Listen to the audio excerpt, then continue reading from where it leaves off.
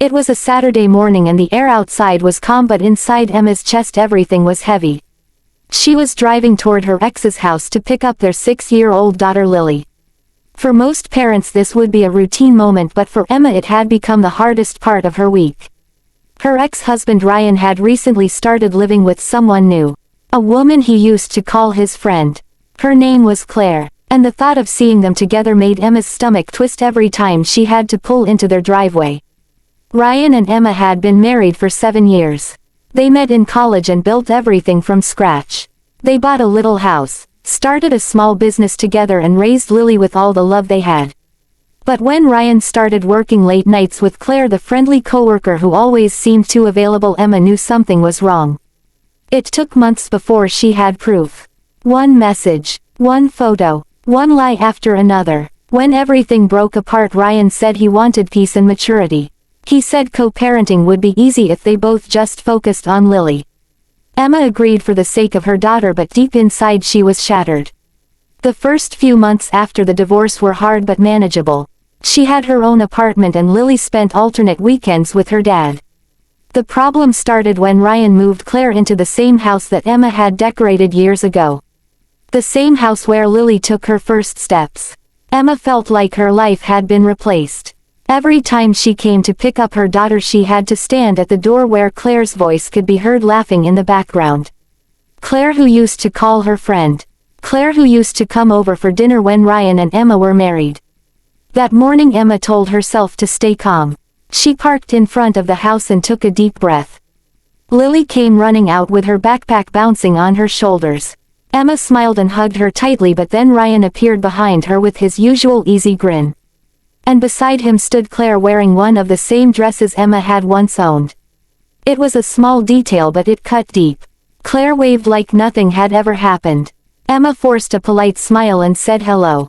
She wanted to scream but she didn't. Lily was watching. She told Ryan she would bring Lily back on Sunday evening. Ryan nodded casually and said Claire had baked cookies for Lily to take on the way. He handed the box like it was the most natural thing in the world. Emma took it, thanked him, and left without another word. All the way home she could feel the anger pulsing in her chest. It wasn't just jealousy, it was betrayal. It was watching her family being handed to someone else like she never existed. That night after Lily went to sleep, Emma sat by the window and thought about how unfair it all was. She had been loyal and loving and now she was just a visitor in her own daughter's other life. She knew she had to move on. But she also knew Ryan and Claire had never paid the price for what they did. Revenge wasn't something Emma had ever considered before. But the more she saw them acting happy and innocent, the more she wanted them to feel what she had felt. Still, she didn't want to do anything that could hurt Lily. So her plan had to be quiet and clever. She started small. Ryan's business was still partly in her name. When they divorced she let him handle it, trusting he would buy her share eventually. He hadn't. So one night she checked the legal documents and realized she still had access to the company's marketing accounts and invoices. That gave her an idea. Over the next few weeks she started revising the numbers and looking for small mistakes. She found several transactions where Ryan had cut corners and used company funds for personal things. Fancy dinners, hotel stays, all during the time they were still married. She saved every receipt and every email. Then she reached out to a local journalist she knew from a project years ago. She told him about the misuse of business funds in a small company that worked with community contracts. She never mentioned Ryan's name directly. She just sent documents anonymously. Within 2 weeks the story appeared online under the headline, "Local Contractor Under Investigation for Financial Misconduct." It spread quickly. Clients started pulling back. Ryan called her the next day furious. He accused her of leaking information but she played innocent. She said she had nothing to do with it and reminded him that honesty was always the best policy. He hung up. She could almost hear the panic in his voice.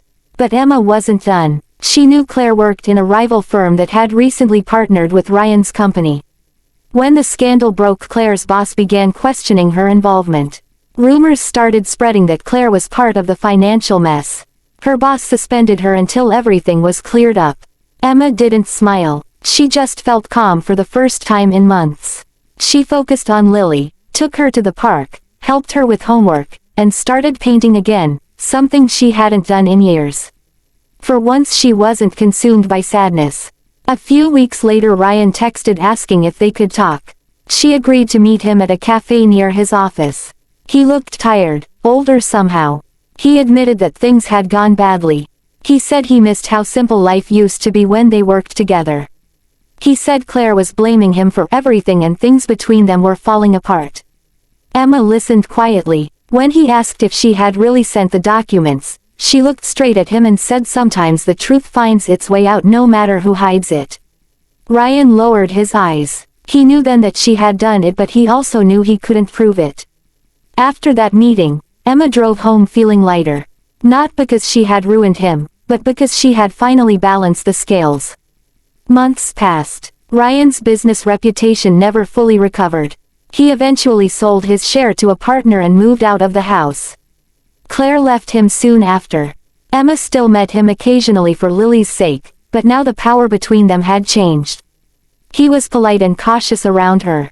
One afternoon Emma went to drop Lily off and noticed the house was empty. For the first time she didn't feel the sting of sadness. She felt closure. She remembered how broken she had been standing in that same driveway months ago. Now she walked back to her car with her head high.